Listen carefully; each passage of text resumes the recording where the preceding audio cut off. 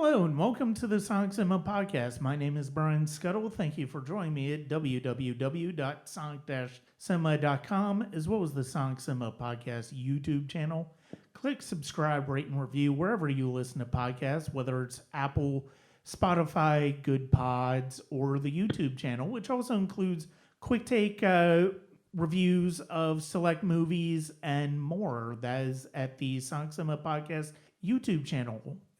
You can also check us out at patreon.com/Sonic Cinema.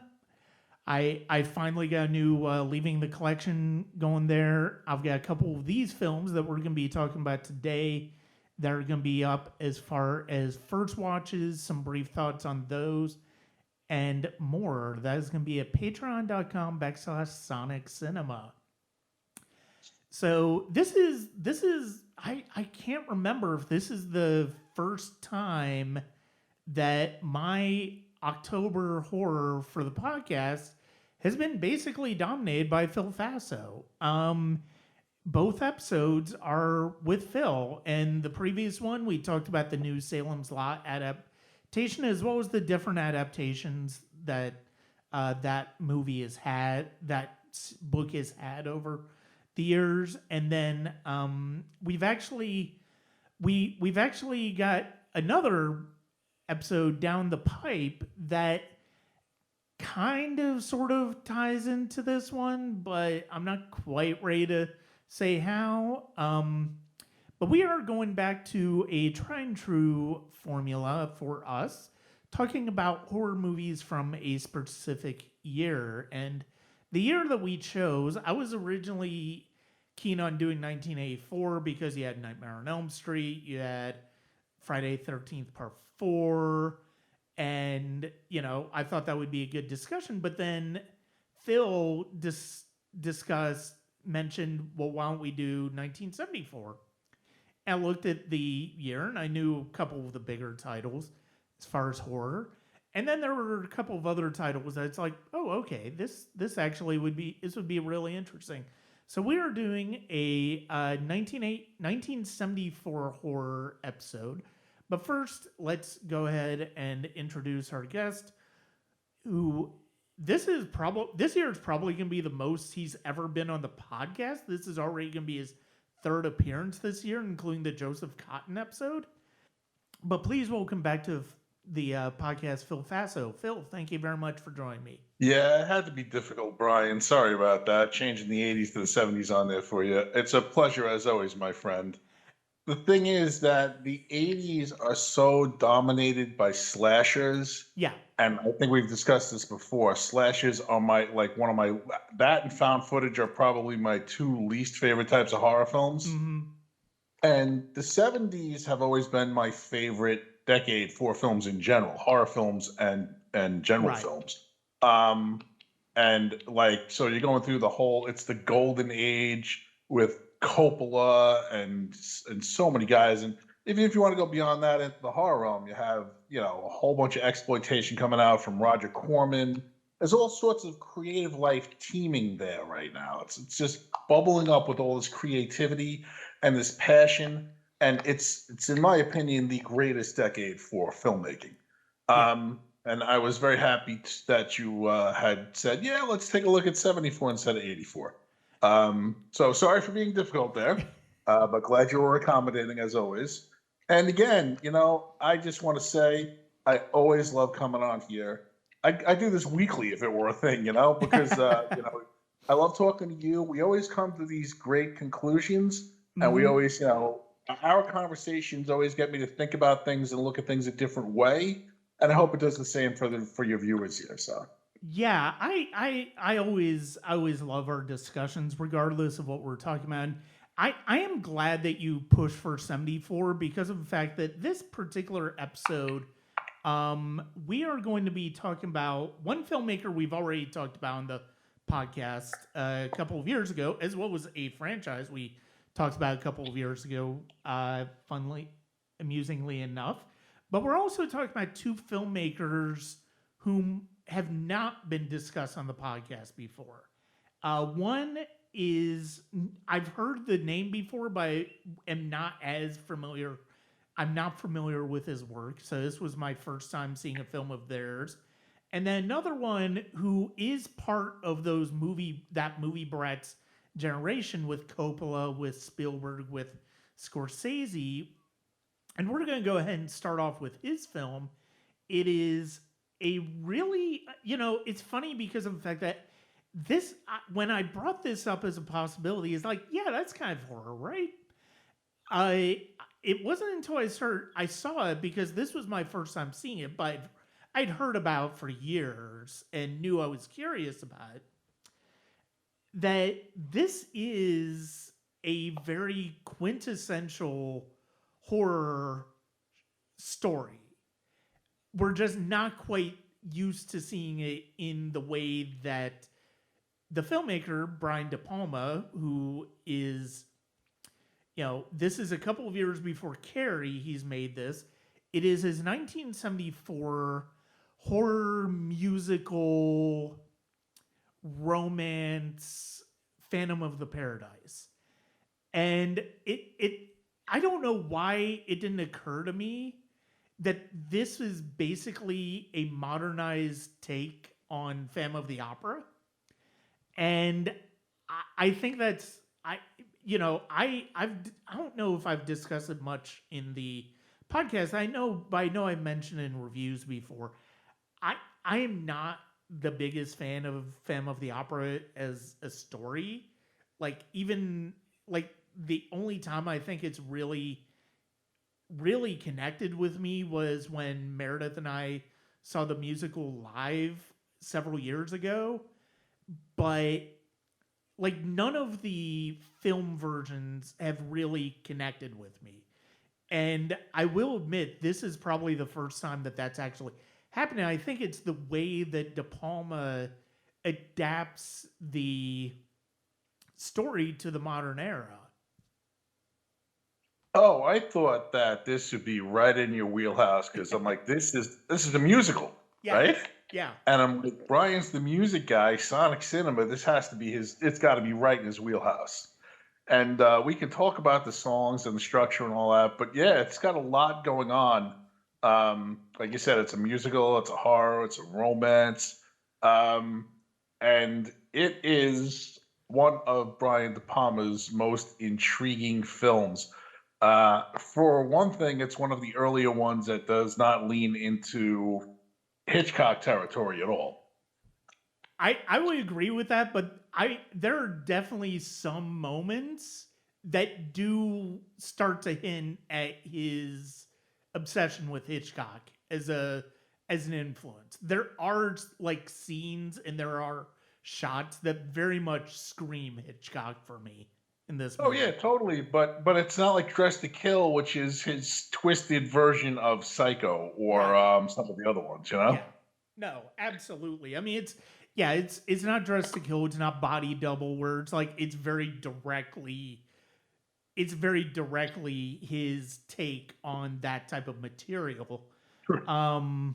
I mean, honestly, Body Double might have been an intriguing one if we had done 1984, but Yeah. because that's kind of horror, but I mean, it's more suspense. It's very much in the Vertigo vein. Got a giant drill going through a woman. I think it qualifies as horror. Just a little bit, yeah. But no, I mean, and it's funny because of the fact that there's a podcast that I listened to that a couple of years ago. They did like a double feature of like kind of weird movies from the 70s, and one of them was this and the other one was Beyond the Valley of the Dolls. And so that was part of what made me kind of interested in finally watching this. But the thing is, thinking about those two in connection, they're both about the music industry. And they're both about like the twisted use of ways of the music industry. I mean, this one in particular, I think, does a really great job of leaning into kind of the more sinister elements of the modern music industry, but also with staying within the vein of Phantom of the Opera to a large degree. Well, I think what's really brilliant about this film is that it's not just the remake of Phantom of the Opera, it's about corporatizing art Yeah. and how devalued the artist becomes within that process. So we Yes. were just talking off camera about you've made some short films and you've done, music for films. I've written a bunch of scripts and I've made a couple short films myself. You know, Mm-hmm. and I'm going to talk about this later, but well, maybe I'll just bring it up now. When I was watching, because I haven't seen It's Alive in a long time, so I watched it late last night after I got off work, and I'm like, this couple that are having this baby are not what you would call conventionally attractive. No. So No. if that movie had been made instead of 74, if that had been made in 94 or 2004 or 2024, you would have much more attractive, conventionally attractive people in there as the couple. Oh, no Like, I don't doubt. No would have doubt. ever had those two people on a studio level. There's no way you would have had those two people like, so the whole thing is, in order to get big the way entertainment is set up, like, look, it's not like Michelangelo's going painting the ceiling of a church that the world's going to see for the next thousands of years, Yeah. It's, hey, listen, if you want to make music, if you want to make movies, if you want to make art, okay, if you want to make stories, a lot of it has to be on the lower level if you really want to control it, right? Right. Because really, there's a point where an artist comes and, in this case, literally sells out by selling his soul to get his music Mm-hmm. to be. So I think that, as a creative myself, I think it's a fascinating look in this movie at exactly that. Well, What? and before we get deeper into that, not just making his not necessarily just the idea of getting his music made, because Swan, the Paul Williams character, who's basically the stand-in for the corrupt music producer in this one, he is interested in taking Winslow's music for himself and basically using it for himself. So so Winslow sells his soul to maintain control of his art to a certain degree. And that's what is the most interesting part. It's not necessarily that he wants, in order to create this art, in order to control this art, this is the only way seems, In order to get exposure, in order to get it out to the world, all right? and to get credit for it. And get credit for it, Yeah. yes. I mean, look, I can talk about, my brother hates Led Zeppelin. I think Led Zeppelin's a very talented blues band, blues, rock. Mm-hmm. But he hates them because Led Zeppelin took a bunch of classic blues songs from the 30s and 40s and 50s, changed a couple words, changed the titles, and then on the original prints of those albums, listed themselves as the writers. Yeah. So that's a perfect example. You take somebody else's art, and it's even worse in this case because Swan is not a creative, No, right? No.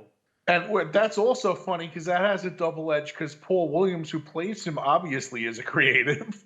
An extremely creative musician. Extremely talented, and he's kind of lost in time. I don't think anyone's like, "Hey, I'm going to the Paul Williams concert," or "I was listening to his album last week." But the thing is, this is so many different levels here of what's going on with who controls art. Right. Because if you want to put it out to the masses, you have to commodify it, right? Yeah. You have to get someone to put it out there. So obviously 74, you don't have the internet. I wonder if it was 2024 and Winslow were around, if he would just have started a YouTube channel and put all his tubes up, or no doubt. I mean, that, yeah. I mean, so much, and the thing is, it's like so much of, I think I almost feel like, in a way, the music industry is both benefited the most from the internet as well as had the most detriment to itself from the internet. I mean, it goes back to Napster. It goes back to this idea of, oh, you can find any piece of music that you want if you're wanting to look at it, and you don't necessarily have to pay for it. Now, eventually, the corporations, through iTunes and everybody else, they figured out a way to wrestle that from the consumer to their own for their own devices, and now like it's basically every streaming site for music is essentially it's basically like the streaming sites for movies or TV at this point, where it's like you subscribe and you have unlimited opportunities for music, but some people don't necessarily have their music elsewhere. And then you had the advent of like Bandcamp, which basically brought a bit more control in the hands of the producers and the creators of music to be able to have their revenue stream controlled by themselves as opposed to record labels. Sure. And, it's this whole thing about at what price do you want to pay for fame? And it's not even necessarily fame. At what price do you want to pay for your art to be seen? Yeah. Right? I'll give you an example here because a bunch of years ago, I bought one of Lloyd Kaufman's books it was Make Your Own Damn Movie, it was called, right? Because that was when I first started screenwriting. And there's a forward in there by Trey Parker from South Park. Yeah. Because they made this little movie coming out of film school, and it was basically it's called Cannibal the Musical, right? Yeah. So no one would meet with them. They're like, no one's this is unprofessional, it's garbage, we're not meeting with you, blah, blah, blah. So they meet with Lloyd Kaufman, right? At a Del Taco. Mm-hmm. I remember that detail for some reason. Maybe because I like Del Taco. Anyway, they meet with Lloyd, and Lloyd says, "Yeah, we'll put it out there for you. We'll put it out on DVD and whatever." And they say, "Okay, how much money are you going to give us?" And he's like, "Well, we really can't give you anything." So like, "Well, why are you telling us that? We're not going to make any money. Why would we give this to you?" And he said, "Look, you made the film. Do you want people to see the film?" Right. And as soon as he said that, they agreed that, hey, we're not going to make any money off this, but it'll get out there and people actually see it, as opposed to 12 of our friends in Colorado here, Yeah. Yeah. So it's always one of the things about art is you want to put your art out into the world as an artist, as a creator, right? Mm-hmm. And here's poor Winslow with his 8,000 page sonata or whatever it is. I don't remember what it's called. It's like a 300 page cantata. Yes, there's 300 page cantata. Insane for a piece of music in any way, it's shape, or form. He hasn't even finished it yet. Yeah. So this thing would take like 700 hours to listen to, pretty much. Yeah, basically. No, it's insane. It really is.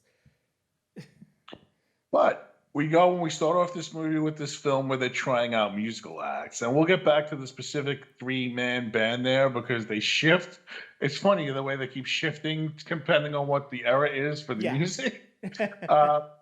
But Winslow is trying to get his music here out there, and Swan basically says, "All right, well, we're stealing this. We're kicking him out. We're saying he stole our stuff." And poor Winslow ends up going to jail because of this, right? Yeah. So he's actually being punished for being an artist, which is another fascinating thing, I get all kinds of feels for this because I've been writing my entire life. So, and you're a creative too. So, I mean, I don't know how you feel about it, but I get all kinds of feels when I watch this movie because I can understand Winslow's plight a little better as a creator than as a consumer. Oh no, absolutely. Yeah, I mean, and the thing is, it's like it's one of those things where it's like you want to get your art out any way you can, right? If you're an artist, that's your goal. I happen to come around. I happen to start to create music at a time where the internet was really starting to be really starting to be a bastion of getting it out there. Whether, it's like the first place you could find my music online was mp3.com. And, and then after a little bit there, I started putting albums out on CD Baby, which put out in the stratosphere when it came to streaming. And then now it's Bandcamp primarily. And, it's like, and there's still music websites there. And, I mean, you can still make some money, but for me, it's really not. I mean, this is because of the fact I have a full-time job, so I don't have to worry about I don't have to stress about my art, whether it makes money or not. But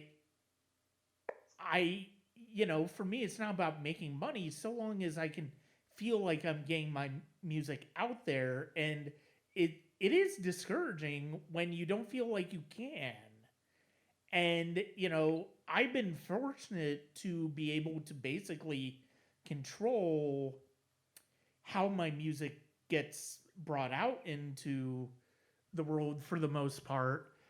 But yeah, you completely empathize with Winslow in this case because of the fact that it's like he is being punished for being an artist. He's punished for having talent in and Swan is benefiting from not having any, which again No. plays to the talent of plays to the irony of having Paul Williams in the role.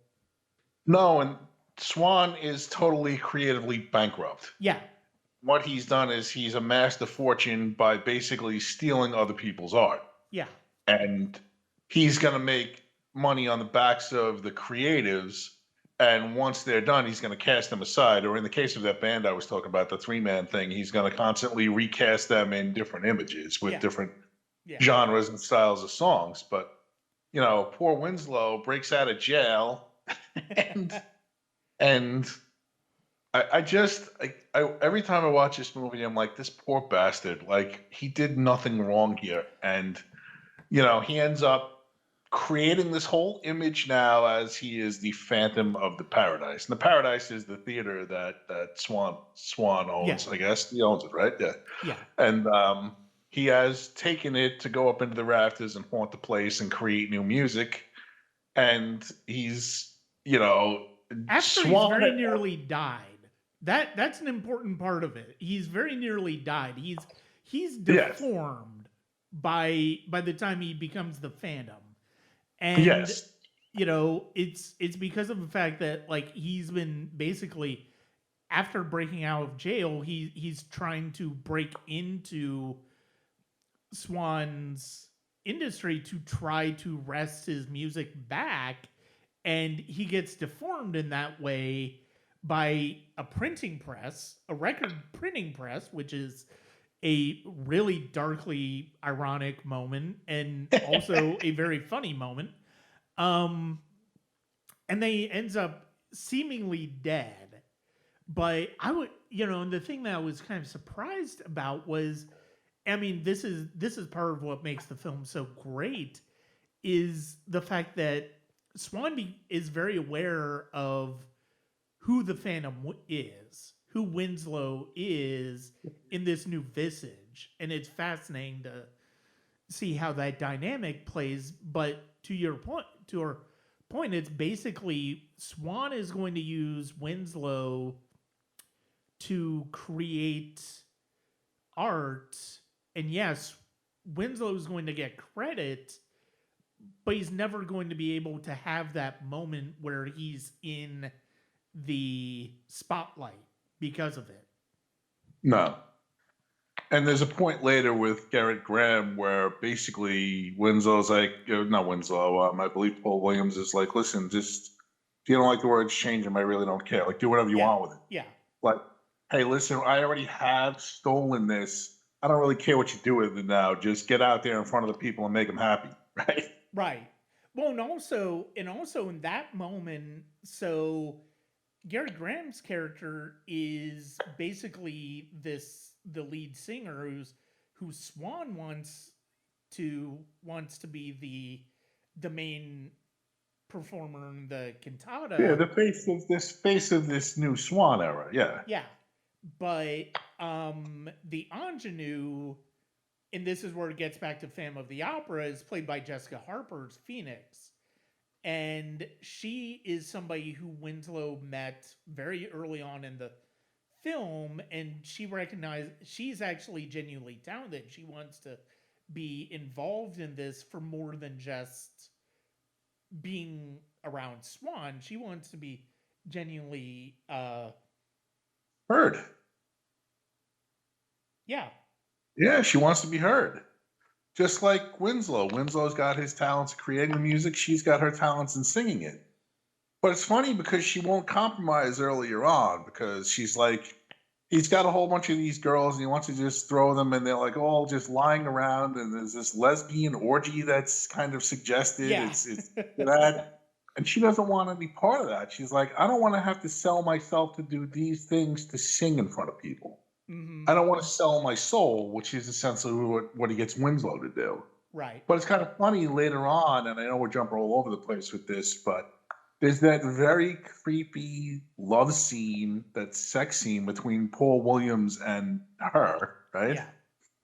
And Winslow is watching through a skylight at the top of Paul Williams' apartment.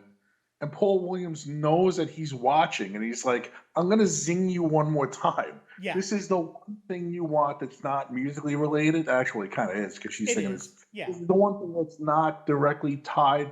Well, this is the one thing that you want outside of your music being put out there, and I'm taking that from you too. Mm-hmm. Yeah.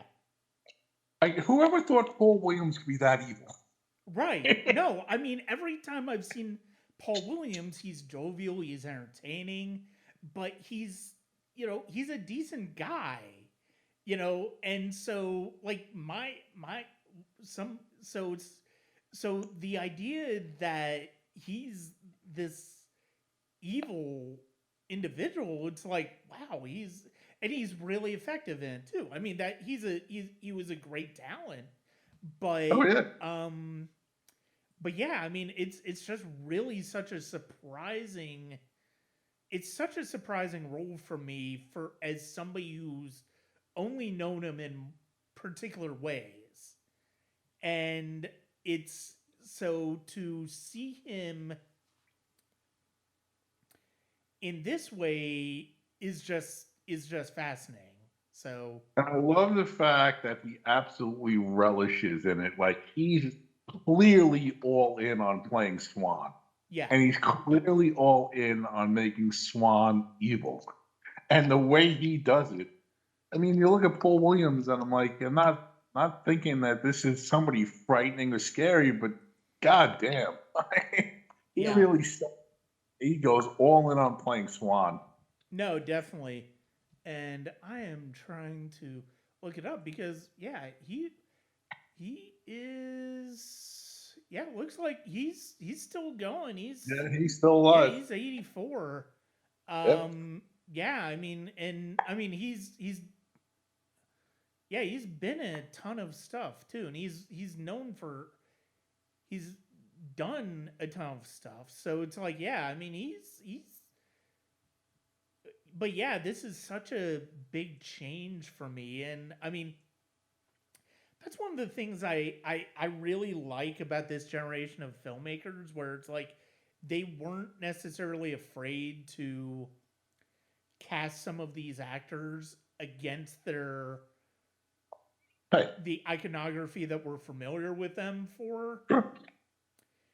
And I mean, some of them, the ones that are still making films, still are not afraid of doing that, and that's one of the things that's really exciting about this generation of filmmakers. And I mean, I love, the thing about De Palma is that, I mean, yes, so much of the film is, so much of his work is obviously inspired by Hitchcock, in, if not directly in terms of genre. So the fact that he made this, I mean, and credit to him, he was, let's see, bring it up. What? How how old was he? How old was he when this film came out? I think he was in his somewhere in his mid-30s, somewhere around there. I think. Yeah, I know he was he making would have been 34. So he was on the yeah. older side of the film brats, along Well, with yeah, because he Coppola. was making films like he only broke big. Carrie was the one that really broke him big in Yeah, '70s. yeah. But he actually made a bunch of earlier films, some of which star a very young Robert De Niro, and it's Hmm. crazy to see Robert De Niro. And you could see him, you could see in those formative films of De Palma's, he's forming a style, right? Yeah, He hasn't quite gotten where he will get with Carrie and Dress to Kill and Blowout and those type films, or even here, and some of the stuff in Sisters, which I believe is the one directly before this. yeah. But I you could think you're see right. yeah, you can see him starting to develop those in his formative films, right? Yeah. But I think that the most Hitchcockian thing here has to be the split screen with the bomb. Hmm. Because with the split screen, that's totally De Palma. And Yeah. Yeah. it's all over the end, it's all over the prom scene in Carrie toward the end once she, goes fully telekinetic there. Yeah. And so here you have it, but this is the classic. You see the bomb go onto the cart, you know it's there. The characters don't know it's there. And it's not when it blows up, it's the anticipation of waiting to find out when it's going to blow and what's going to do. That is classic Hitchcock. Right. No, absolutely. And no, I mean, but he was, yeah, I mean, he had definitely been around. So the fact that he was already familiar, I mean, a lot of these guys were really, as far as they were kind of familiar with the fraught nature of the industry when it comes to being able to do something personal, right? Sure. And I mean, this is an independent film. It's Edward R. Pressman, who's one of the great independent film producers of all time, and he is somebody who's very much he's somebody who's always allowed filmmakers to experiment a little bit and to challenge conventions, to challenge genres that they're working in. And I think the fact that the fact that De Palma uses Phantom of the Opera as part of the structure, but doesn't necessarily, but finds his own way into it as a way of talking about the industry, I think is really fascinating. And there are two films that, thinking about this film, there are two films that I feel like were probably very much inspired by this, but not in any direct way, but in the way that the filmmakers approach their own respective subjects. And one is Amadeus, with the dynamic between Salieri and Mozart. And then the other one is The Prestige with uh, with Hugh Jackman's character constantly trying to one up Christian Bale's character, but always seeming to have to go deeper and deeper into selling his soul to do it. Sure. No, that makes perfect sense.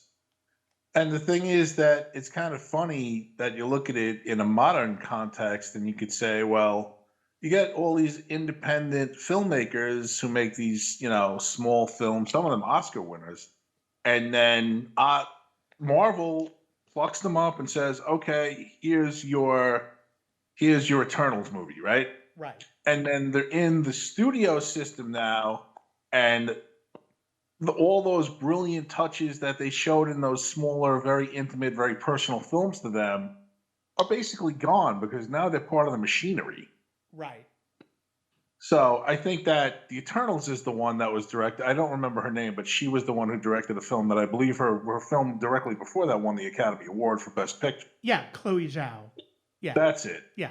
And then, I can't imagine how crushing it has to be to win an Academy Award. And then you get all this money to go make a Marvel movie, and they're saying, okay, well, here's the meat packaging plan. Here's how it works. Just throw the switch and just step aside. You know. Well, it's funny because of the fact that some critics friends of mine, we were waiting for a screening of Inara to show up and to come on the other day, and we were talking, and Eternals did come up in the fact that one of the things that came out in the lead up to Eternals was the fact that Chloe Zhao wanted to film on location as opposed to using volume, using green screen and stuff like that. And Kevin Feige's like, what? That's what? I what? Why would you do that? So I mean, Eternals is an interesting example because of the fact that I know it gets a bad rap. I've always really liked it, but it's probably, and it's a mixed movie, I'll grant you, but at the same time, it's one of the few movies where I feel like a filmmaker was really allowed to try to do something different visually. And so having that indie, and I think her coming off of the Oscar for Nomadland was probably a big part of that. But the fact of the matter is, it's like it's an interesting, and I think there are other examples. I think Shang-Chi is a good example of an indie filmmaker who's probably, who's in that position of like, okay, so here's the way we make movies. Do what you need to do, and then we'll take care of things in post-production. That Shang-Chi, out of the ones that come after the Avengers ended, is my favorite of all of them because Shang-Chi is really a 1970s kung fu flick. Yeah. No, I'm not saying it's a negative because I'm a big fan. No, I totally understand that. What I'm saying is, without that particular director, you never would have had that bus scene play out because Marvel fighting scenes, a lot of them are just so cut and dry. It's same one there with that bus scene, and then when they're in the nightclub and have the multiple levels with the bamboo and all that, and they're running up and down and swinging off. Those type of things without that particular creative on that never would have happened. Yeah. But I can only imagine that you probably have to turn mountains to get that stuff into a Marvel movie. Oh, no doubt. Or you have to have cred with them in terms of a track record where you've made, so many hits in a row that, or, you've made one monster hit and they want to get you back to it. No doubt. But yeah, it's,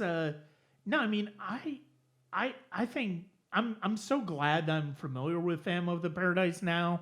You were right; it's very much up my alley for a lot of reasons, and it ended up being a really great choice here because of the fact that especially once you get the handle of the fact that it's kind of De Palma's riff on Phantom of the Opera, it's like, oh, okay. So this is something that I'm down for what De Palma is doing with this material. So I think it's a terrific film, and it's probably one of my favorite De Palmas actually right now. There are some of his that I still need to catch up with, but yeah, I was really impressed with it.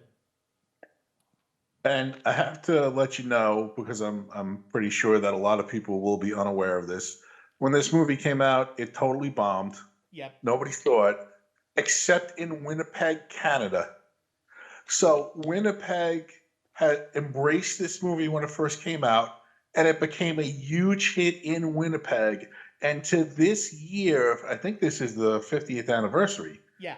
Every year they celebrate it and have a big film festival wrapped around this particular movie. So I don't know what the Winnipeg got out of this that the rest of the world didn't, but for some reason they have embraced this film, and that is the greatest thing in the world as far as I'm concerned. Yeah. No, I would agree with that.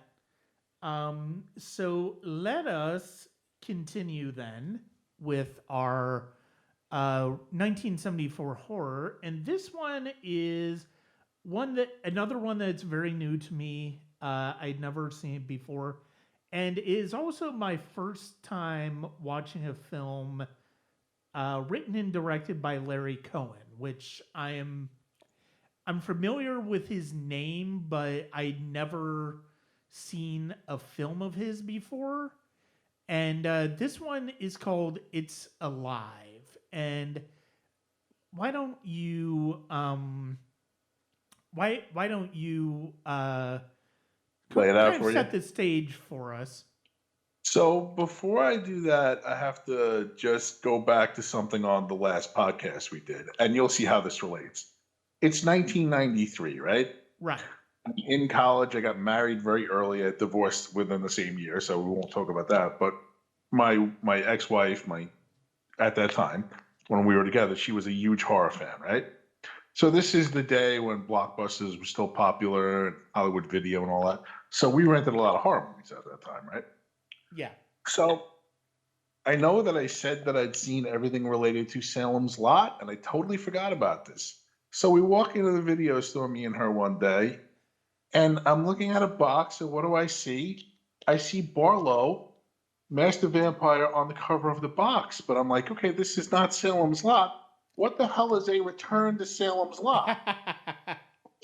So I pick it up off the shelf. We rent it, and it's a Return to Salem's Lot, except for the use of the town has almost nothing to do with the original, the novel, the movie. It's just a name steal, basically. Larry Cohen apparently had written a script for the original that they rejected, and they went with a different script from, I believe it was Paul Monash, and they went with that one instead. So when they were asking him, or Warner Brothers was asking him, because he had some kind of 2 or 3 picture deal with them, and he already was in the works on one, what would you like to do? He said, well, I've always kind of like wanted to get back to Salem's Lot. And he made Return to Salem's Lot, which, Ryan, is one of the worst horror films that I hope you never see. Well, okay, I will say I do stand corrected because of the fact that he did write the script for Phone Booth, which I have Yes, he seen. did. So, and it's pretty good. It's a pretty good simple premise and execution. Yeah, it's a pop boiler. So, it's not bad. Okay, so 1974, right? So Larry Cohen is an independent filmmaker, wrote a bunch of his own stuff, wrote scripts for other people, made his own movies. He was basically an exploitation filmmaker. Okay, that extended the horror. That extended he actually created one of the greatest blaxploitation flicks I've ever seen. That would be Black Caesar with Fred the Hammer Williamson. Definitely worth seeing if you're into blaxploitation. Fred the Hammer's always great when he's on film. And around the same time he's making that, he decides to make It's Alive. Okay, so this is the story about, and starts off with this couple. They're in bed, and the wife wakes up and she says, "I'm ready to give birth." Right, and they have this son, and they send the son out to. I don't know who that other guy is. Is he a family friend or an uncle or something? I couldn't establish who that guy was. Yeah, I'm not Anyway, sure. regardless of that, right? So they get to the hospital, and she's going into birth, and he's looking at the babies in the maternity ward, the father there, and there's a scene where the fathers are all waiting for the kids to be born. My wife's been late for 6 hours. Let's play cards. I'm reading a magazine, whatever, right? Yeah. So all of a sudden, he's standing around talking to, I guess he's talking to the doctors, and one of the people from the surgery room that the mother was in falls through the door, and he's covered in blood. Yeah. And then you find out that what she's given birth to here is what we would call a monster, right? And the monster has killed everyone in the hospital room there, the surgery room, except the mother. And the whole thing is, this becomes a hunt. It's dichotomy. It becomes a hunt to destroy this killer baby, and it's also a story about parenting.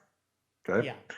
Yeah. Before we get into the actual nuts and bolts of this, though, so there's a lot going on around this time in the last 15, 20 years before this.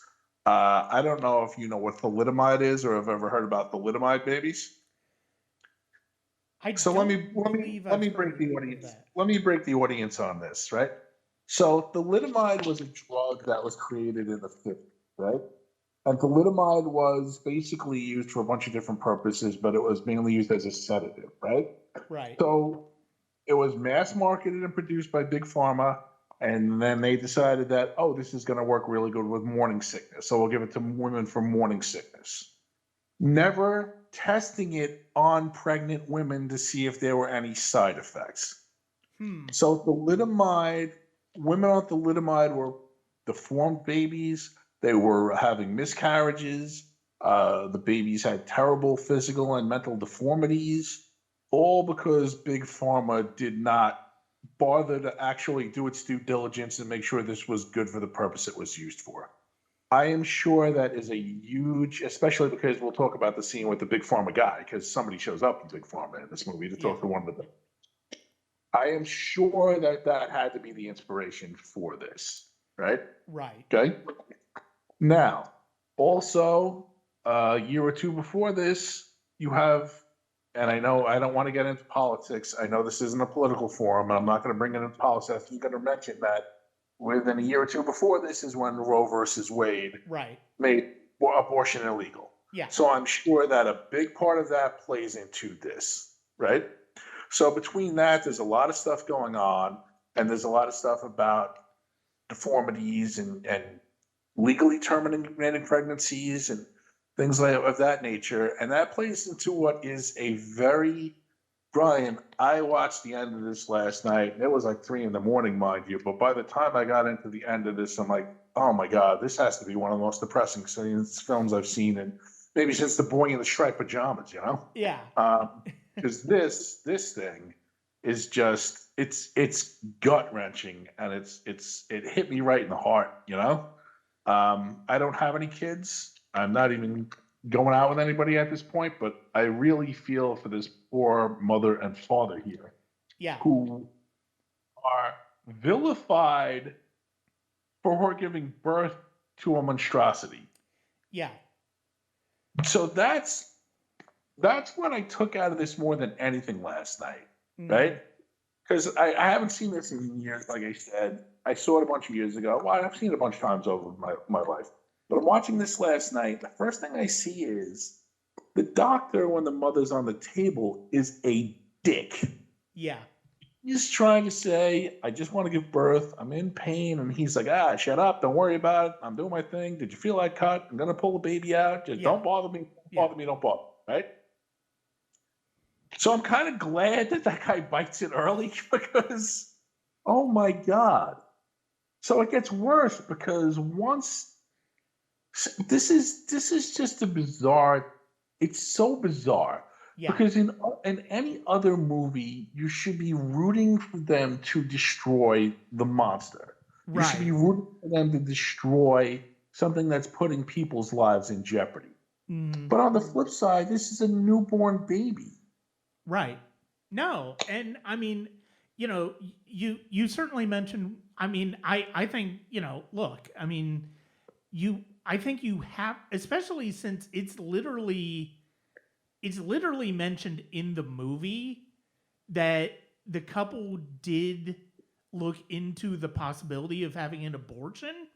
You have to talk about this movie in the context of of Roe v. Wade being legalizing abortion, and we're currently at a point as in this recording where Roe v. Wade was overturned 2 years ago. And so, I mean, that has to be considered part of it.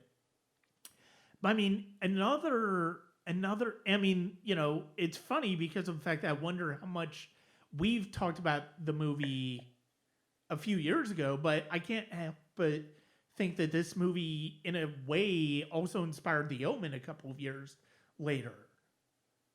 Oh yeah, the whole thing about look from '68, from the time that and I'm not a big Rosemary's Baby fan, but from '68 time that Rosemary's Baby hits to The Omen '76, you have a whole bunch of movies where you have the potential of evil kids, and that Yeah. includes The Exorcist. We discussed The Exorcist, and we discussed the Omen series at length, right? Yeah. Yeah. But the whole thing is this ties into the Omen because you have a father who midway through the movie decides that he has to be the one to kill his own kid. Right. And that was horrifying when I was watching this last night. That was horrifying because here's somebody whose whole life has been turned around, flipped upside down. His role as a father, his role as a husband, his role at work, everything's been flipped upside down because of this baby. Yeah. Like his boss basically calls him into his office and says, "Take 3 weeks vacation." But I'm on a big, PR. He works for a PR company, and the boss is basically like, "Well, mutant babies who are going to kill people, they're generally not good for PR. So you may Yeah. want to just take that 3 weeks vacation now, right?" And then as soon as he leaves, the secretary comes in and he's like, "Listen, box up his stuff and send it to him. He's never coming back in the door." Yeah. This man is losing his livelihood because his child has a birth defect. And basically, let's face it, the fact that it's a monstrosity is a birth defect, Brian. Yes. Like, this Of just course. opens up all kinds of raw nerves inside me because it's just so profoundly like what really upset me more than anything last night is this poor family. All they did was what Americans are told to do. White picket fence, husband goes out to work, mother watches the kids and cooks. Yeah. This is that's what the 1940s and 50s set up for Americans. This is what Americans are supposed to do. All they've done is do everything they can to fulfill that role. And because their child is basically has a birth defect, they're now being punished for it. Right. I don't know. I'm sorry. I'm getting a little emotional. Like maybe it's because I watched this thing so late, or maybe it's just because this is opening all sorts of stuff up that I wasn't prepared to going into this last night. Because it's so funny. Because on the other end, this is just an exploitation flick, right? Oh yeah. There's blood. There's a fucking mutant baby that Rick Baker made. There's all sorts of stuff within this film that leans right into Larry Cohen's wheelhouse and right into exploitation. But it's the best. No, And I think exactly. the two scenes that really got me were the ones with the milk. Yeah. So I had forgotten that in the old days, and I didn't know this, they were still doing this in the mid 70s in California, but you had an actual milk delivery truck who would drop off bottles for the week, right? Right. Okay. So what do we associate milk with babies? Yeah. Mothers, right? Mother's milk, right? He kills the baby, kills the milk. And it's beautiful the way Cohen does it because the truck's parked at the top of a hill. So normally you'd see blood rolling down the hill. That would be the go-to on that. That's the most generic thing you do. Instead, you see streams of milk rolling down the hill. Yeah. And then you get to the second scene a little later on where the father is walking around the house and he's looking in the fridge and there's all these bottles of milk, full bottles, right? Because you saw him take them in earlier from the stoop. And then he comes back and those bottles are empty. And he's like, "This thing is in the house." Yeah.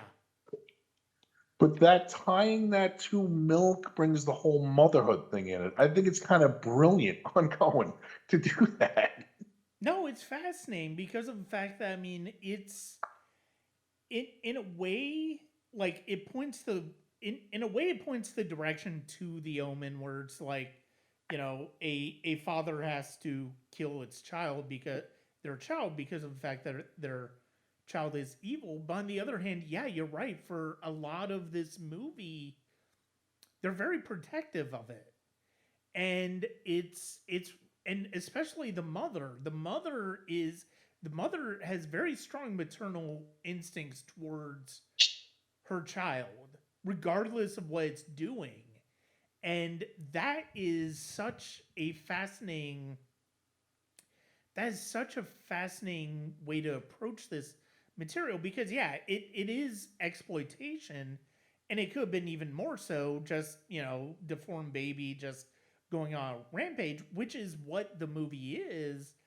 But you didn't have to go as deep as you do here.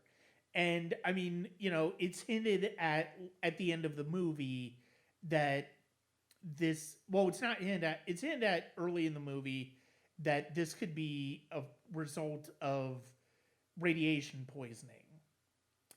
And it's hinted at the end of the movie in the final scene that there's another baby like this in another part of the country. So, to your point, as far as what no doubt was one of the inspirations for this, yeah, I mean, it very much has to be. Yeah, I mean, I'll admit it's like I don't think I mentioned it to you, but I was startled by Rick Baker's name on this, and I was startled by Bernard Herrmann's name. And Herrmann's name is interesting. I mean, obviously, this is near the end of his career, and the end of his life. The way he scores this is really interesting because yes, there are moments where you definitely hear vintage Bernard Herrmann, but there are also moments where it feels very contemporary, and I like that dichotomy from him. Um, Similarly with Cohen, there are some really great visual choices as far as storytelling here, and the milk being what's coming down the hill was a big part of that. But yeah, I mean, this is an exploitation movie with more going on in it, and that's what's so fascinating. That's one of the things that's so fascinating about it. It made me excited about going back and seeing even more Larry Cohen films going forward.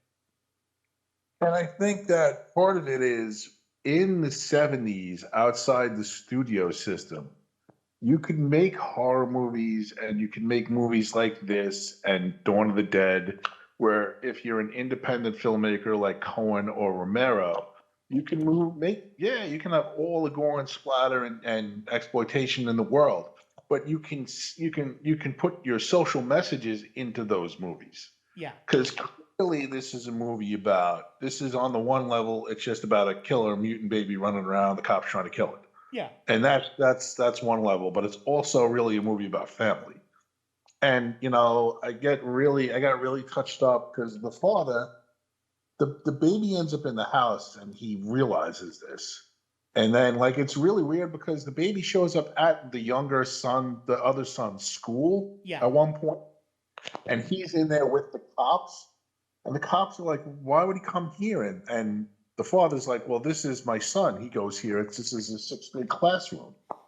So I think that because the baby is part of the family, even though it obviously doesn't have a map in front of it telling it this is kid's school and this is the home, that it knows where the kid goes to school. It knows on a genetic level, it's got that information and it knows where the house is. It knows how to come home yeah, to mom and dad, yeah, right? He shoots the kid. He shoots the baby because he thinks it's going to hurt the other son. yeah, And then they go through this whole extended thing in the sewers, which goes back to our Joseph Cotton. Again, I kept waiting for Orson Welles to show up in the sewer there.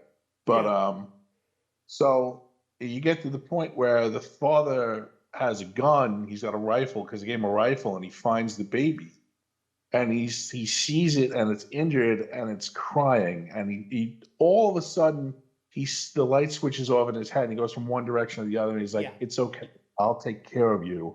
I didn't mean to hurt you, but they're gonna hurt you if I don't." And he picks the baby up in his arms and covers it, and I swear to God, I've never seen so many cops with shotguns and pistols tracking down and trying to kill a newborn yeah, in any movie ever. There have to be 35 scenes of cops with shotguns racing around trying to kill a kid. And yeah. I'm like, oh my God, this is insane. We should be pitying this poor family. We Hmm. should be rooting for them, not trying to kill the kid. Well, And no, then, go ahead.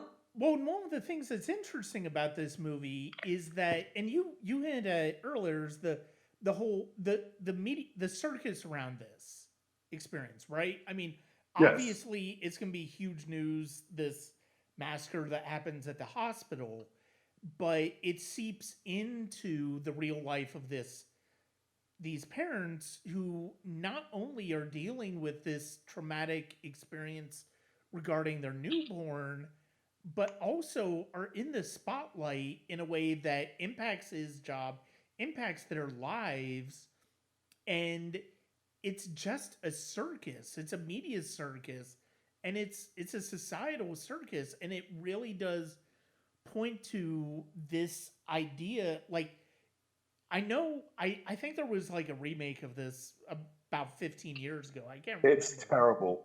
No It's doubt. absolutely, yeah. But I It's mean, not good.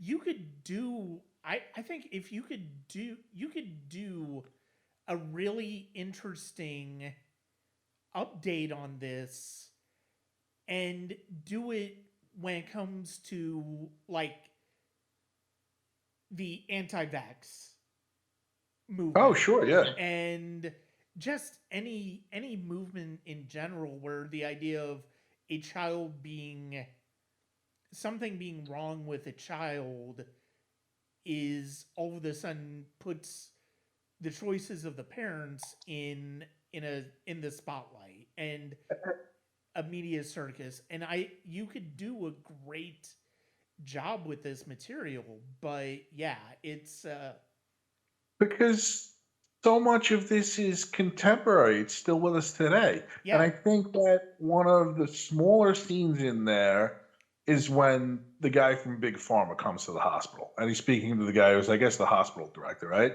yeah, And he's saying, hey, listen, I don't know if this was our stuff or not. We're here and we're in this position now, but this looks bad for us. So I know that you had a doctor say he was going to take the baby and study it, but let's make sure we destroy this baby. Let's yeah, make sure there's no evidence that this thing is here. Oh, and by the way, if you'd like, I can get you into our company. right. And it's just screams of Big Pharma, Oh It's yeah, absolutely. 100%. No, absolutely. Yeah.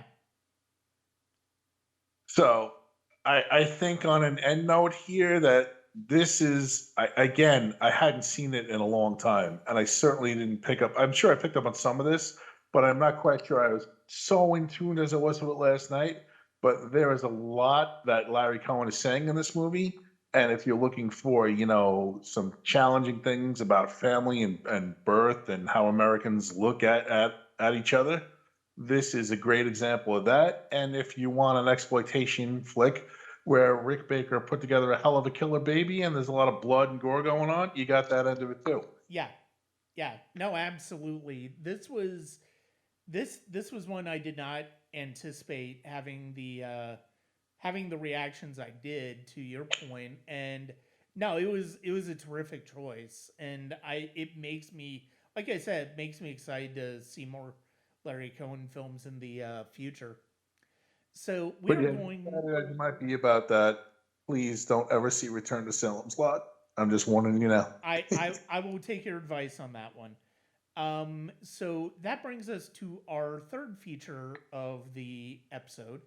And this is one that, I mean, honestly, this was the one choice where it's like, oh, well, this is the obvious choice to go to 1974 so that we talk about this one. We've actually talked about the filmmaker here a couple of times. One on film that they made, and one in our last episode because of the fact that he did the original miniseries adaptation of Salem's Lot. We're talking about Tobe Hooper, of course, and 1974's The Texas Chainsaw Massacre.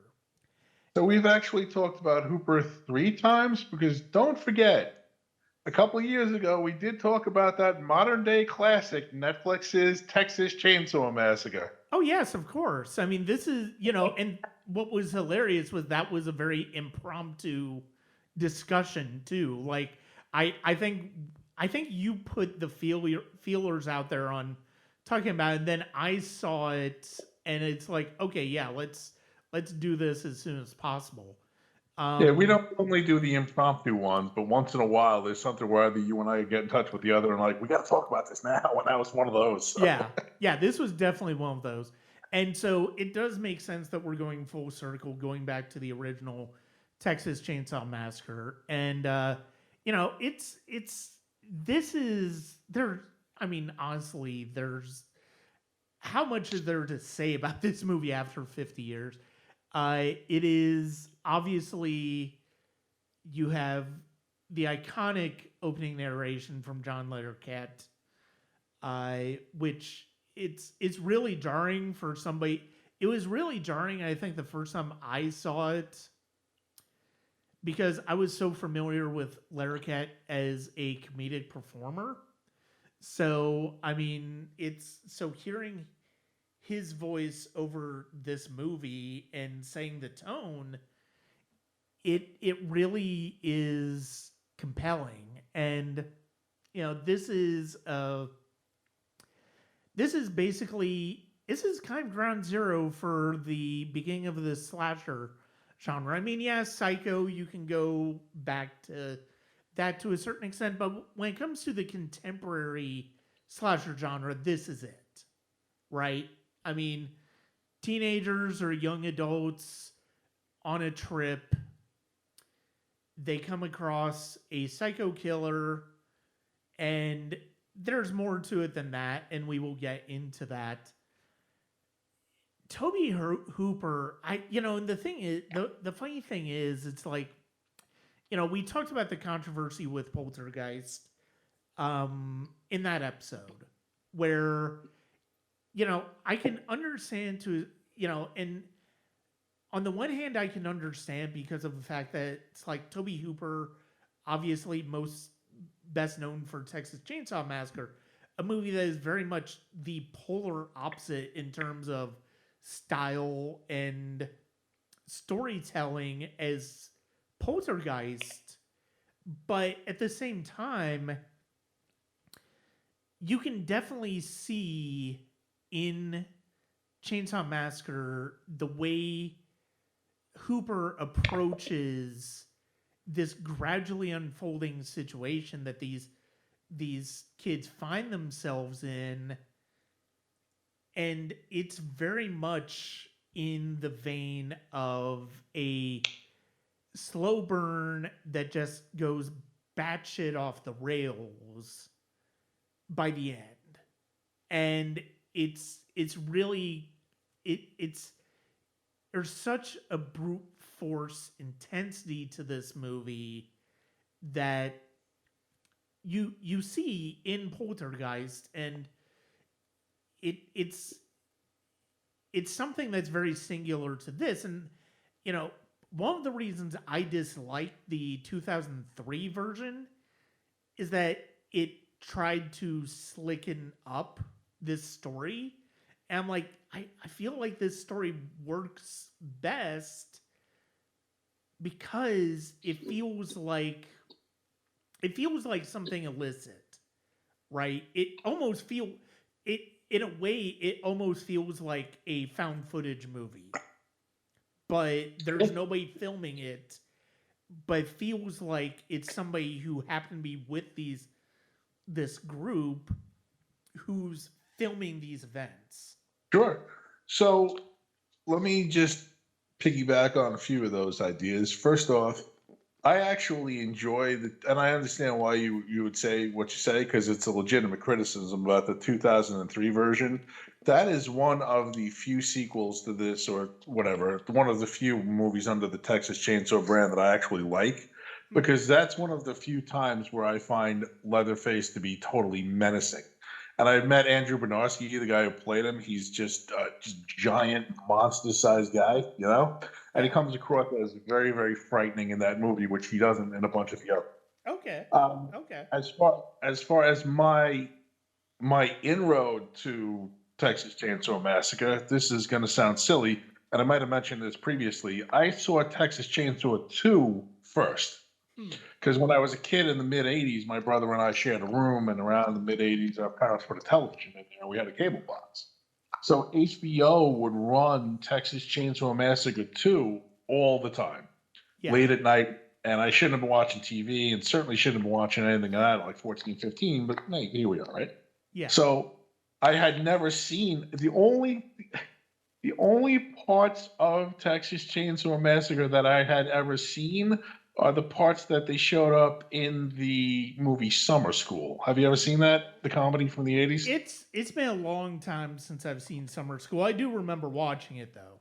So Dave and Chainsaw, two of the kids, Chainsaw, obviously, they're huge Tobe Hooper fans, and they get Mark Harmon to show the movie in the and I'd seen and I should that movie's kind of a dick because it spoils the ending by showing you what happens at the ending. Right. But the whole thing is, so it came out on DVD. I got a DVD player in 2000, or it came out sometime around then. And my friend John, he's a huge horror fan like I am. He said, "Hey, listen, I was over his house. I was like, you want to watch the Texas Chainsaw Massacre? You're gonna hate it." I'm like, okay, sure, why not? I'll give it a shot. Great way to pitch it to me, but sure. I absolutely loved it. And he was shocked because I'm like, this is a great film. This is a great film because it's so offsetting. Yeah. From the very first scenes where you get the camera shots, you keep getting the flash noise, right? And then you get those the sun comes up and you see these corpses that are strung together on this tombstone, and I'm like, this is bizarre. I've never seen anything like this. I'm unsettled right from the start here, which is exactly what a horror movie should do, by the way. You should be unsettled in a horror movie. Yeah. And it jumps right in on that. Yeah, absolutely. No, I mean, even, and the thing is, it's like,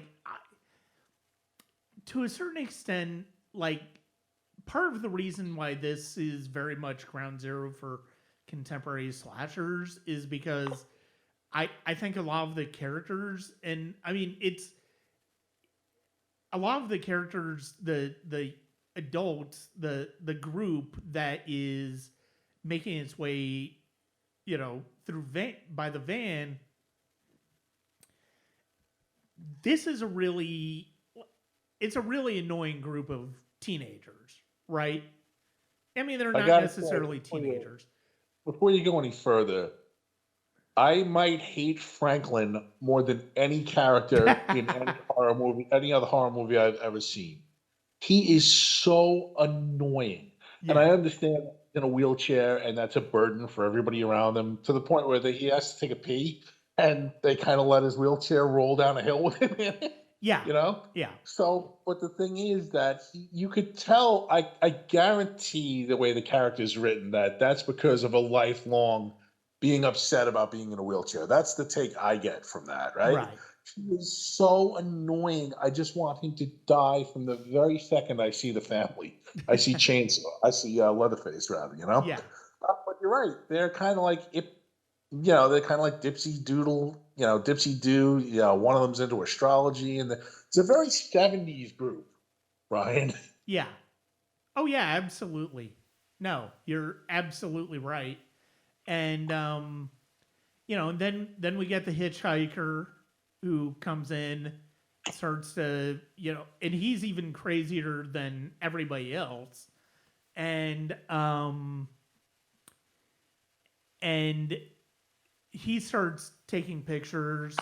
He starts, you kind of get the sense that something's off about him, but you're obviously not sure of the full context until much later. And they are running low on gas, and they stop at this house by this packing plant, and basically they go around the house, and then Leatherface shows up and basically starts picking them off one by one. This, I think this might be, and I think I've noticed it before, but I think this was the first time I really was consciously aware of it. This might be one of the best uses of sound design and sound effects in a movie. Oh, 100%. Just because so much of it is, there's not a lot of gore in this movie. That is one of the things that is remarkable about this movie. You remember being violent, but it's really not gory. But getting back to De Palma, I was talking to somebody years ago This has to be 10, 15 years ago. And I'm like, oh my God, I saw Scarface and it has, it's so gross because you watch this chainsaw rip this guy in half, right? Going back to De Palma there. And then I watched it a couple years later and the MPA made him cut that so much that you don't even see much of the gore. Yeah. But because De Palma is such a talented filmmaker and because Hooper is such a talented filmmaker, your memory is that you saw all the stuff that you didn't see. Yeah. Yeah. And with this movie, I got in an argument with somebody a couple of years ago. I'm like, if this came out today, this would be like a PG because there's nothing in it. There's almost no gore in this. And the guy's like, no, it's disgusting. They'd rate it. They'd have the film board and all that, blah, blah, blah. I'm like, no, okay, whatever, pal. You're wrong. Because there's almost no blood in this thing. Very little. I mean, I see where you're coming from. I don't think they go as far as PG. They'd probably do PG-13. PG-13, They'd sure. probably do PG-13 because of the lack of violence and the intensity. Because there are plenty of fantastic PG-13 horror movies that work based on intensity as opposed to violence and gore. So I think PG-13. They would never take it down to PG. I can't imagine they would ever take it down to PG. I understand that. What I'm saying is that this movie is not gory. This movie is not as gory as most people remember it. No, and I mean that's why the controversy over Poltergeist makes no sense whatsoever. Because Tobe Hooper had already made an intense horror movie with minimal violence and gore. And it was this. And that is one of the most extraordinary things about this movie. And it's all in the editing. It's all in the choices he makes and the way he edits scenes, the way he uses sound effects. It is absolutely, this is a bracing experience from the second that Leatherface comes onto the film. No, 100%. And so I was glad that you picked this and It's Alive because these are two different looks at the American family. Yeah. Right? So, and they go explicit with it. The second one, you actually, in Texas Chainsaw Massacre 2, you actually get the line, the Sawyer's family. And in the third one, that's actually inscripted into Leatherface's giant chainsaw.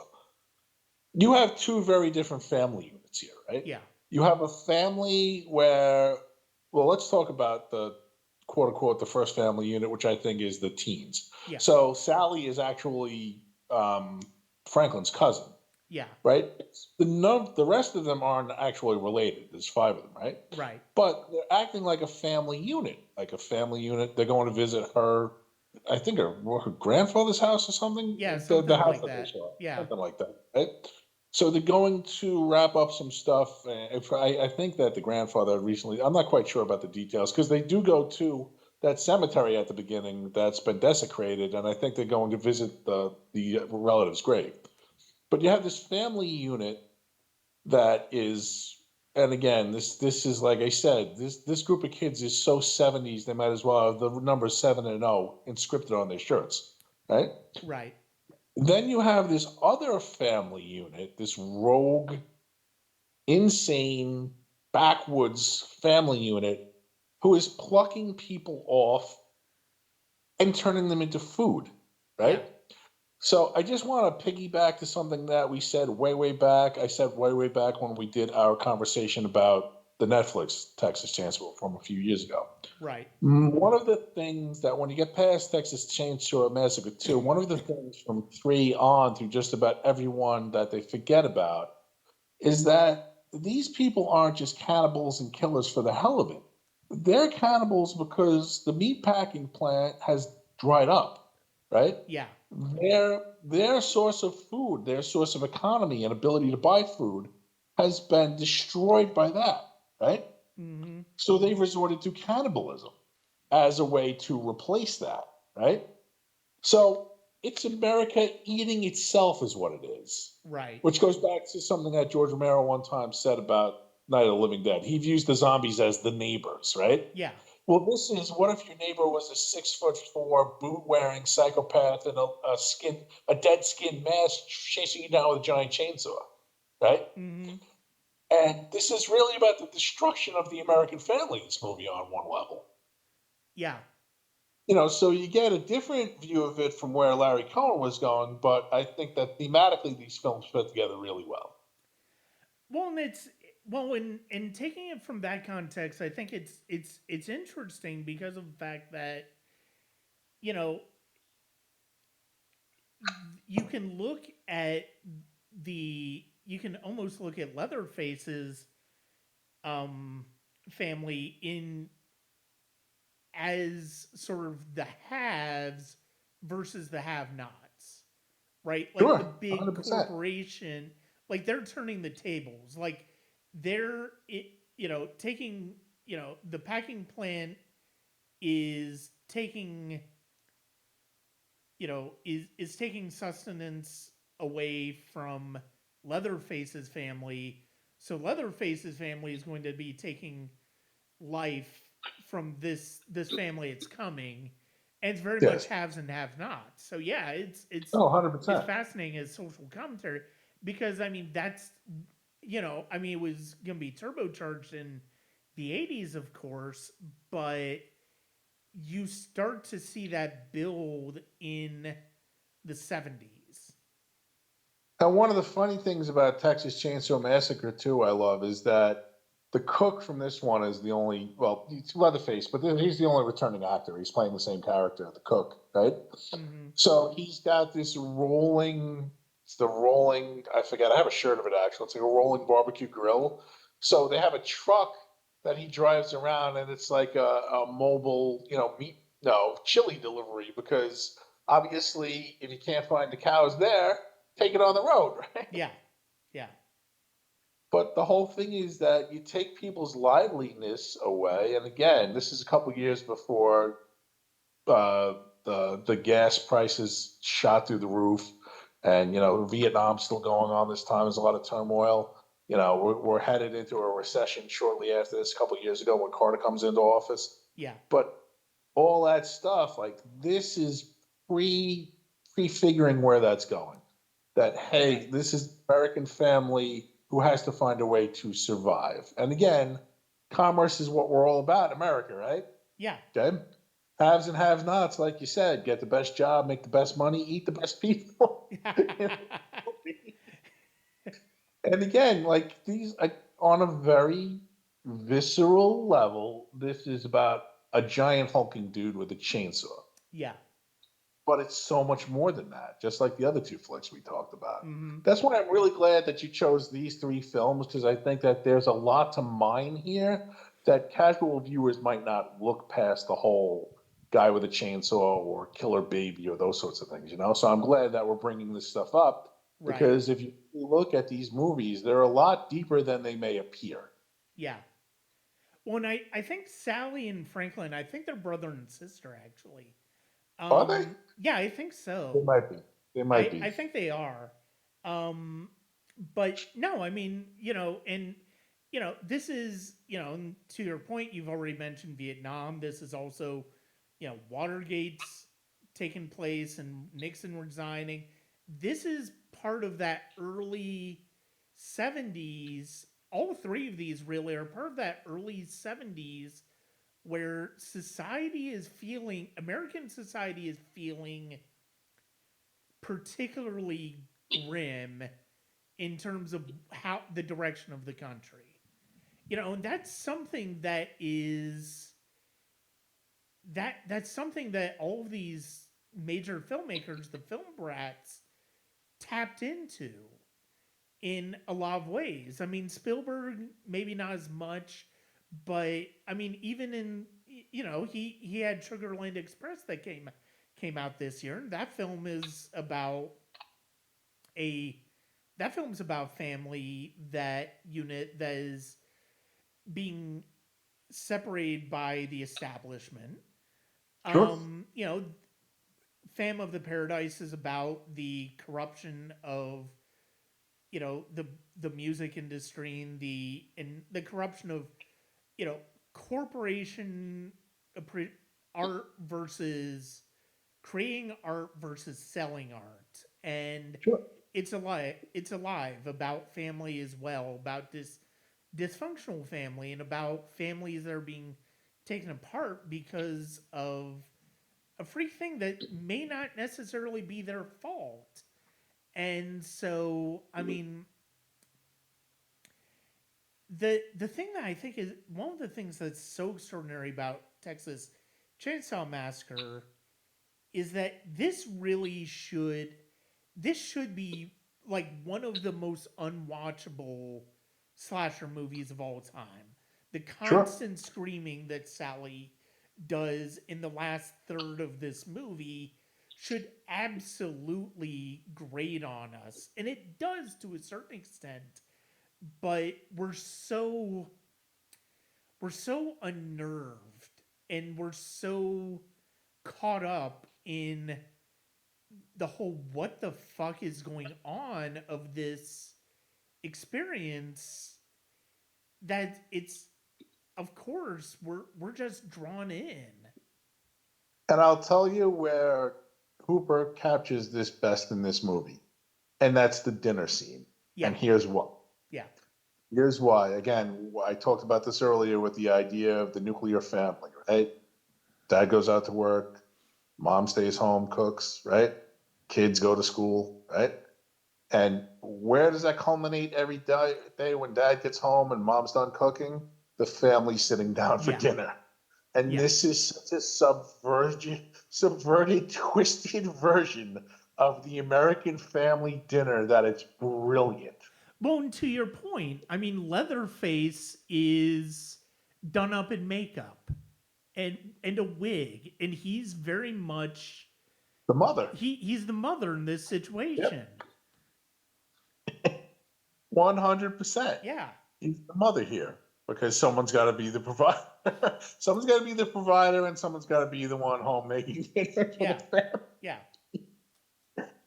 And it's just like on that level, it's just so brilliant. It's just so brilliant that I'm watching this dark, twisted version of what the American family dinner, sitting down for dinner as a family, should never be. Yeah. And it totally fits in the context of this film. And it's Hooper's way of giving his middle finger to what's been going on in the country. Yeah. Yeah. No, absolutely. And no, this is I mean, just that, even if you've seen this before, that third act is so intense.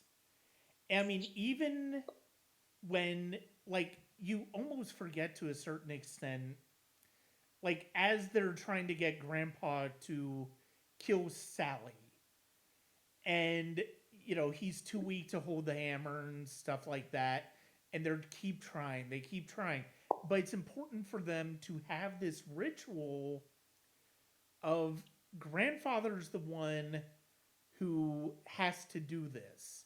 Like, any one of the other characters could have taken over at any time, but it's important for them to continue to have this sense of normalcy to their dinner. And that also ties back to the hitchhiker at the beginning in the van, because he talks about how part of the problem is they don't kill cows the same way they used to. Yeah. Now they have those fancy air guns that pop the thing in the brain, and Yeah. all the beauty and art of hitting a cow in the head with a hammer is gone now. Yeah. Like Grandpa's generation has passed on, but like you said, the family is so in tune with following the rituals and ceremonies of the family here that Grandpa's got to be the one to hit her over the head with the hammer. Yeah, exactly. No, exactly. And it gives her a chance to, when she's finally able to escape, she escapes, and leads to one of the most unforgettable endings in movie history.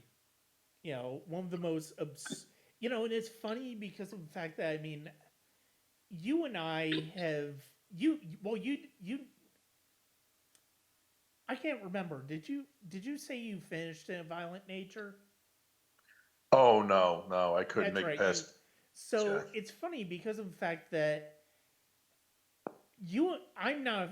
We've talked about it. And I'm not a fan of in a violent nature. I mean, I think the idea is interesting. I think there are a couple of moments that are decent, but it ultimately doesn't stick the landing because of the fact that it just there's only so much you can do with that premise of the from the point of view of the killer. Sure.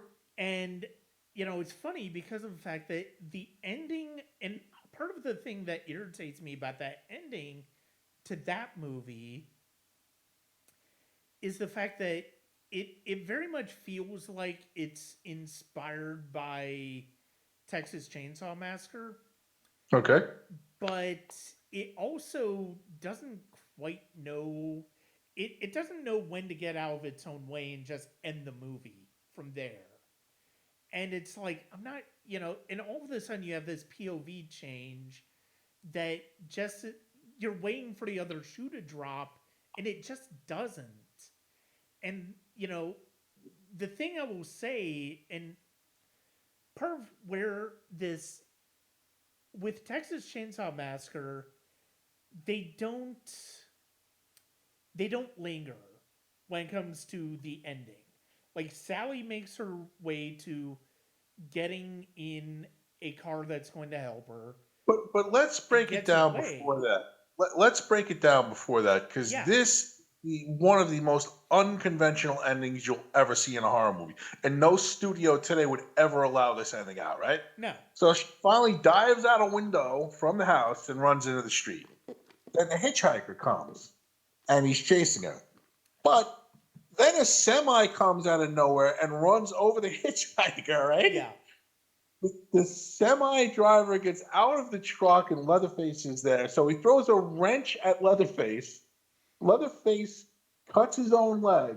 Then a pickup truck comes out of nowhere. She chases the pickup truck down, hops in the back of the pickup truck, and that's the last you see of her. And what's the last image we see? Leatherface spinning around in the waning sun. This is insane. This is not filmmaking. That's what makes it brilliant. Well, and it is brilliant because of the fact that and you're right, no studio would let it go because the killer's gotta die at the end of a slasher now.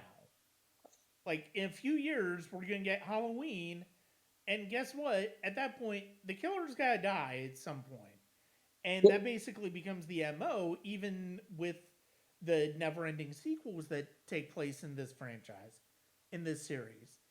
But yeah, no, it's absolutely insane. And I feel like they were trying to do that with In a Violent Nature, but they just didn't they didn't pull it off because they didn't understand why why that ending to Texas Chainsaw Massacre is as impactful as it is.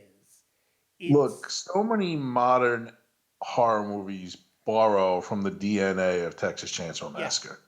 And I'll just give you two examples. A couple of years ago, when The Strangers Pray at Night came out, Right. there's a point where the character's in the back of a pickup and the pickup's driving over a bridge, but then the pickup goes on fire. That's clearly right out of it.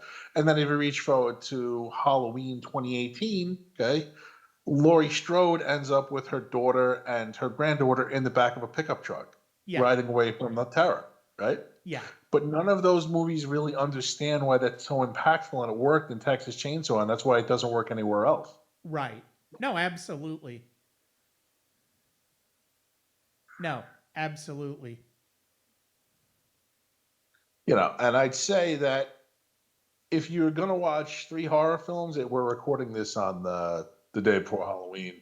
And even if they shows up after Halloween and you listen to this and you're still in that Halloween hangover where you're stretching for great horror flicks, maybe some you've never seen, these are 3 great flicks to watch, especially if you watch them within a short period of time like Brian and I did. Yeah.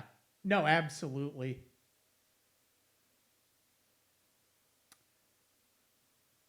No, very much so.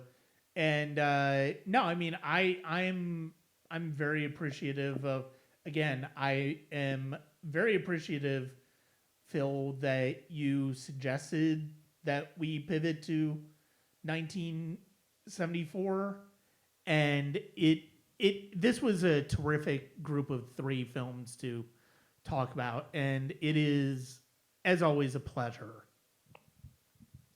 Oh, the pleasure's all mine as always, Brian. And I got to say, every time we pick 3 films, we have a way of picking a good group of a good trio of films every time. I'm pretty sure we seem to find ways that connect them, and we seem to have some really great conversations. And I'm always happy to talk to you about horror and even genres outside of horror. So yeah, and we are, and on that note, we are going to we're gonna be getting back into horror a little bit later on in the year, near the end of the year, but in a very different direction. But that'll be at that point. Again, I'd like to thank Phil Fasso for joining me on the Sonic Cinema podcast. It's always a pleasure to talk to him.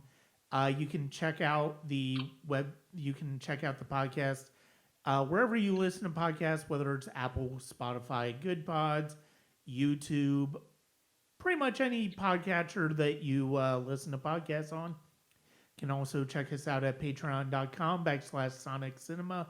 Award season is going to be very insane this year, so I'm going to have a lot to say about a lot of very different movies.